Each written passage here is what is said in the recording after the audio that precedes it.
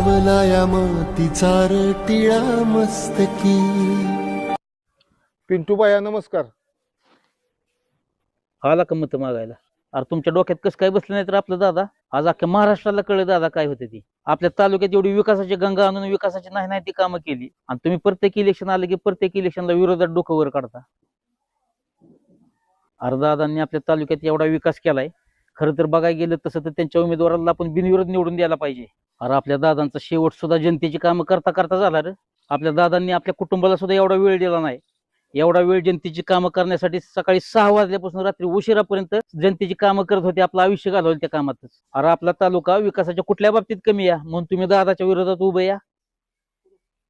अरे दादांनी आपल्या तालुक्यात केलेल्या विकासापेक्षा त्याच्या पुढचा विकास करण्याची धमक आहे का तुमच्यात? दादा निघून गेलं, तुम्ही करणार आहे का दादा सारखं? तुम्हाला